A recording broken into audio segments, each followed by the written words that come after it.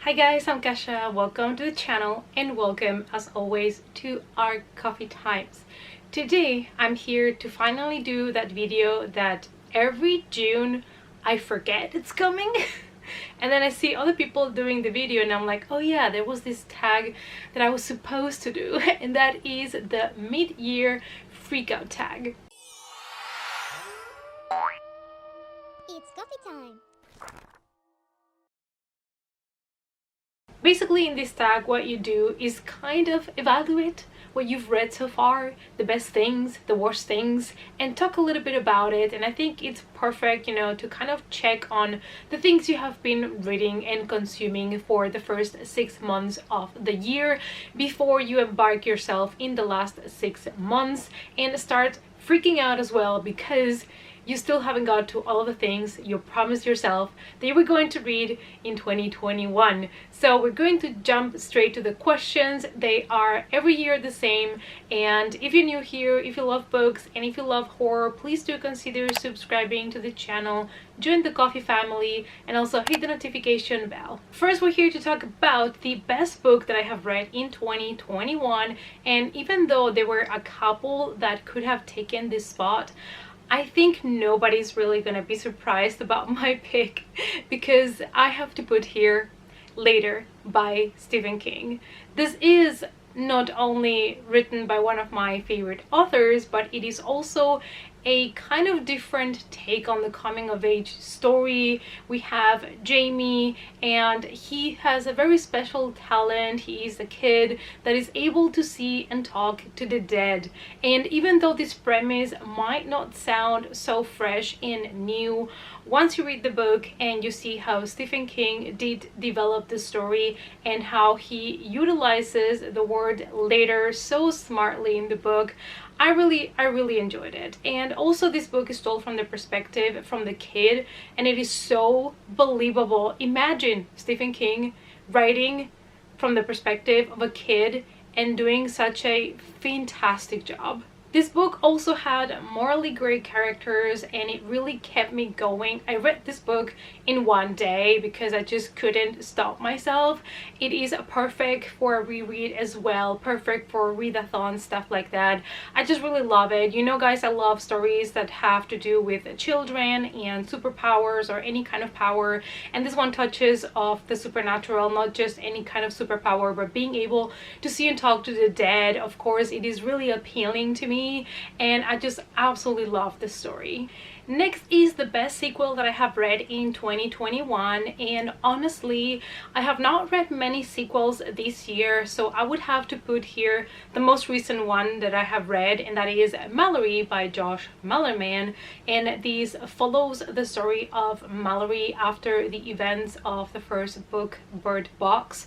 Now Mallory is still fighting against the creatures that have created this new world order in which humans have been nearly exterminated and there are few survivors still out there, and it follows her many years later, and she has become even smarter to deal with the creatures. And what I really enjoyed about this book is that Josh Malerman tried to do something different from the first book, and I really appreciated it, and it brought some characters that gave the story another kind of feeling, and we got to understand the situation that we were in from other perspectives that made a lot of sense, like from younger people that had been born or raised in this new world and were unfamiliar on how things were before this kind of apocalypse. And I really appreciated it because making the same thing as the first book would not have worked. Now, was this as good as Bird Box? Not for me, but actually it was pretty good considering that it is a sequel that also came many years after Bird Box was published, which is something that made me very nervous at the beginning, but I actually really enjoyed to follow the story of Mallory. Moving on to a new release that I still have not read, but I really want to, and that is The Lost Village by Camilla Stern. When this book came out, I really wanted to read it, and then I heard some mixed opinions, and I've been a little bit of skeptic of picking it up because it's still full price here, which is very expensive, and I don't know if I'm gonna really love it. But this was pitched as the Blair Witch Project meets Midsommar, which are two movies that I absolutely love. It follows a film crew that it is recording a documentary in a place called the Lost Village, where one of the members of the team of this documentary, basically her whole grandma's family disappeared many years ago. So they're there to investigate in that village and in the woods and everything, and I think they camp there and stuff. So it kind of sounds like 100% my jam, but I'm a little bit scared because I heard some people were disappointed by it. Other people said, you know, to give it a chance. So I know that I will pick it up eventually, but I'm kind of waiting until it's no longer a hardcover full price. So we shall see when I'll pick it up. But you know, when I heard the words Blair Witch Project Midsommar, I knew that I had to check this one out. Next, let's talk about some most anticipated releases that are still coming out on the second part of the year. So I have a couple here. The first one is the second book that Stephen King is releasing this year, which is Billy Summers. It's coming out in August at the beginning of the month, and it sounds like a regular thriller, which is basically what he has been gravitating towards lately. And it is about this guy, I believe he is a killer that you can hire for a job, and he wants out of this business, but before he's able to leave the business, he's given like a last task, something like that. So I'm still excited, you know, even if he writes thrillers, I'm completely fine with that because I'm still enjoying his stories.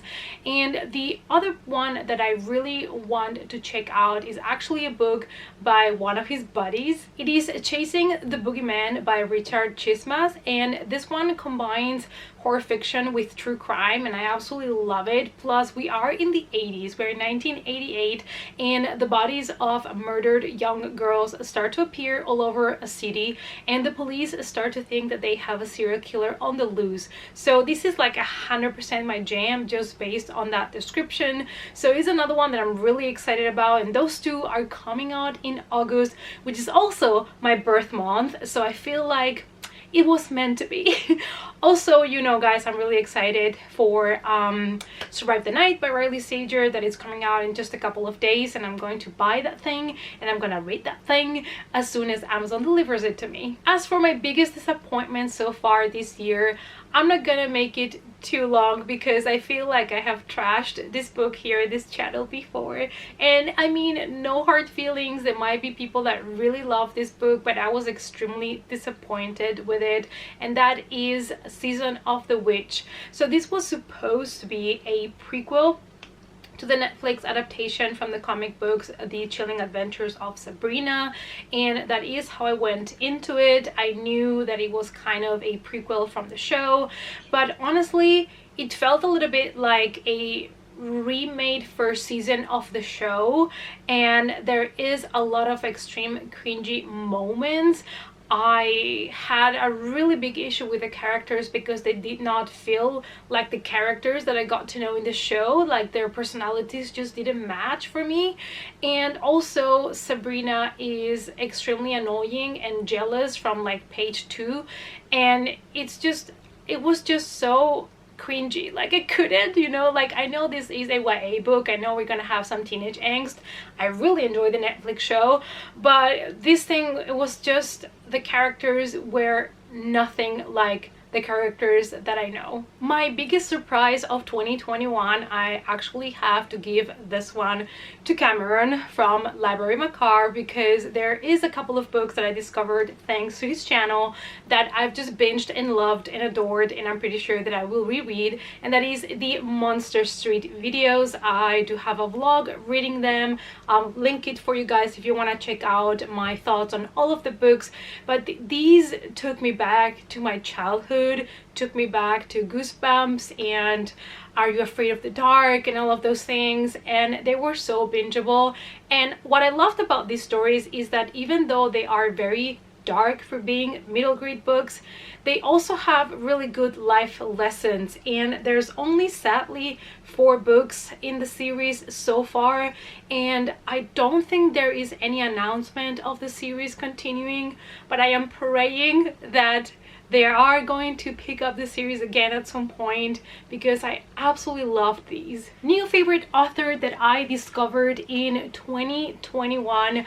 I've been raving about his writing and how wonderful his stories are, and I think it comes to no surprise, but that is Eric Larocca. So he contacted me and offered to send me his novella, his first novella, Starving Ghosts in Every Thread, and I absolutely loved it. It was so weird, it was so poetically written, it was so mesmerizing, and it was so different from everything else that I had read before. He also sent me this little book that contains 2 of his novellas. This is no longer going to be published like these, but his novellas are still going to be published in other anthologies, so I will link his Twitter and everything down below so that you can follow him to be aware of when his new books are coming out.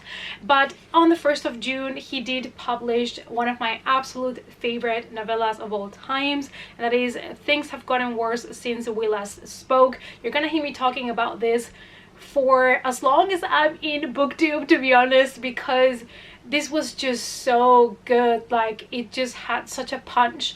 I couldn't stop reading it. It was so dark, so twisted, and it was just extremely good. Like, honestly, this author is one to watch, and I just absolutely love his writing. So yeah, he's become now an out-of-buy author for me. Newest fictional crush. So I never really have an answer for this question because mostly I read horror and mostly the people that I read about are not nice people. So I don't really particularly feel attracted to any of these characters, to be honest, and some of them don't even make it out alive, so you know. But I thought, you know, this year I did read a book that had a character that I absolutely loved, and that is John from I Am Not a Serial Killer by Dan Wells. I loved the movie so much I decided to give the books a try, and the first book blew me away. It's like dark comedy with horror and a serial killer, and I absolutely loved it. And John is a very special boy. He's obsessed with true crime, and he thinks that he might be a sociopath himself, so he has some rules in order to keep himself from not, you know, going too far with his thoughts. And I absolutely loved him as a character. I fell in love with him, not in a sexual way, let's be honest, he's a kid, but I just fell in love with him as a character. So yeah, I'm definitely going to continue with this series, and I do want to purchase all the books. I read this one on my Kindle, and I do want to get the physical form because I just love the story. And moving on to another favorite, newest favorite character.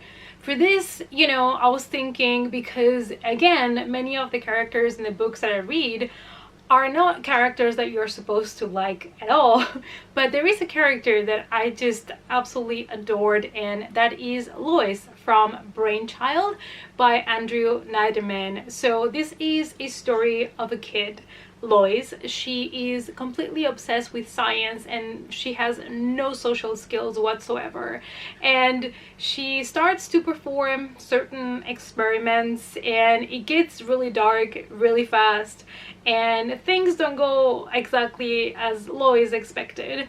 I love this book so much. This is a slow burner, but after reading this book I decided to get everything else by the author that I didn't have and read it because I just absolutely love this.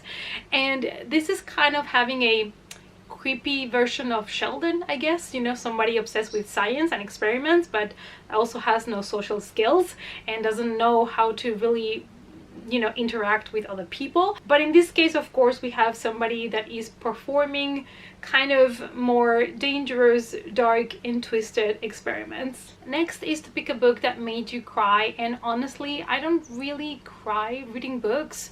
When I'm watching movies, sometimes I do. Some movies, you know, I just put them on because I need a good cry. But when it comes to books, I don't really cry with them. But a book that was really emotional and kind of touched, you know, some of my feels that I read this year is The Last Time We Said Goodbye by Cynthia Hand, and in this book we follow a high school girl that is struggling a lot in life. She feels always way more comfortable with science and numbers and math than with relationships with other human beings. You can see here that I have a type of character that I enjoy, and she's really struggling because her brother committed suicide, and of course she has a little bit of survivor's guilt, but also she is having more trouble going to school, and she's afraid that she's only going to be seen as the girl whose brother committed suicide, and she decides to go to a therapist to kind of work through things. So we're going to follow her story in the present while she's struggling with life, and we're also going to see flashbacks from happy moments that she had from, you know, the times that she spent with her brother, and it is really emotional. It felt so real. I think the author had a experience with this, and that's why it feels just so real, the way that she tells the story. It is a very slow burner as well, but it was just so beautifully written. I absolutely love this story. So if you love a good story about grief and loss and how to move on after something like that, this might be a good one. A book that made you happy. Now, I get really excited about a lot of different books. I don't really read happy books. Mostly I read horror or things about grief.